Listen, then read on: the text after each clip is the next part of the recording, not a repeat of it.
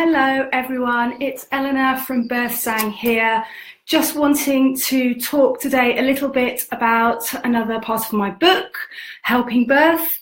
I want to talk today about the stages of labour, what they are and why I think it's useful and even important to understand what they are.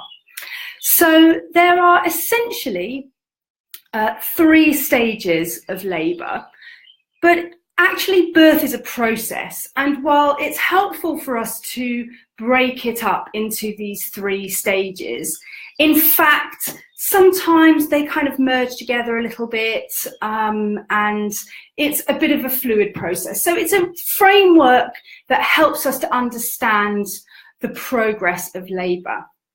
So we've got the first stage of labour, and this contains 3 things.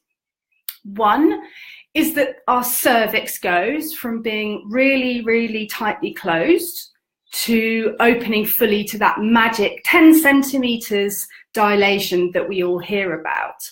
And this occurs because the baby's head is pressing down on the cervix during the contractions and the cervix is opening.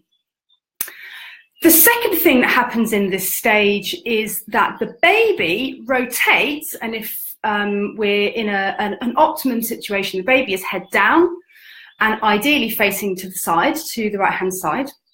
But the baby during this first stage of labour will slowly rotate in a clockwise direction and get themselves into a position deep inside of the pelvis, facing backwards, ready for them to be in the correct position for being born.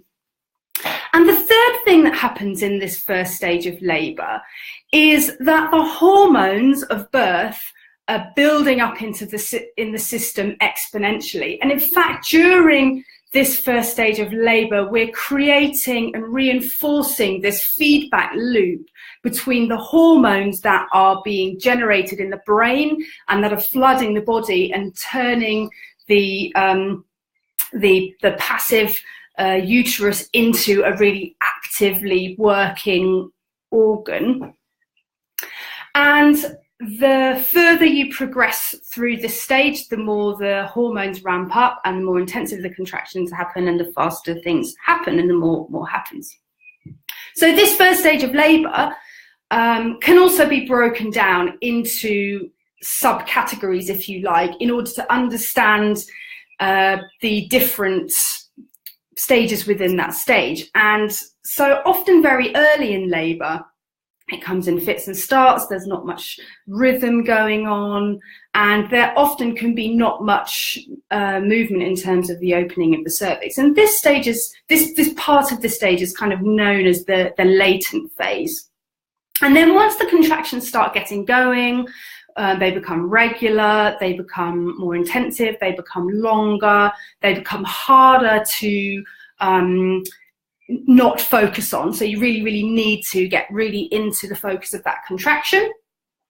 And once the cervix has started opening, generally once it's got to about 4 to 5 centimeters open, labour tends to get to a point where we've tipped over and we are in a stage where it's keeping going and it's ramping up. And this is generally known as the active stage of labour. But this definition, this junction between latent and active is very much a matter of opinion, and it will vary from person to person. And then during the final part of that first stage of labour, we will have what is commonly known as transition. And transition for me feels like an alignment of those 3 elements that I talked about: the opening of the cervix, the position of the baby, and the ramping up of the hormones. And all of those things complete, and then they line up. And when all of those things are lined up perfectly, that's when we will move into the second stage of labour. And there's a lot of hormonal activity happening during the transition stage of labour.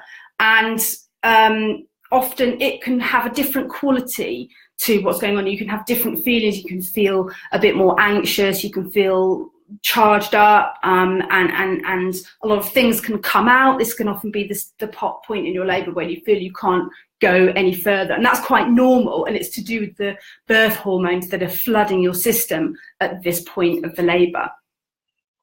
And then we move to the second stage of labour, which is more commonly thought of as the pushing stage, although I think it's really important to clarify that I am not doing the pushing, my uterus is doing the pushing. So it's a reflex in the body, it's something that I truly can't and shouldn't try to control, but I need to kind of sit back and let it happen.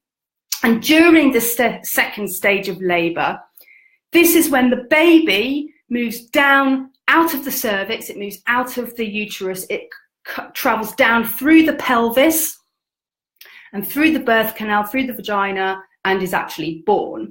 And this second stage of labour is generally significantly shorter than the first stage of labour, which can last for many hours, and for some unfortunate people it can last for many days. But the second stage of labour is usually up to 1 to 2 hours normally, and can be much quicker than that as well.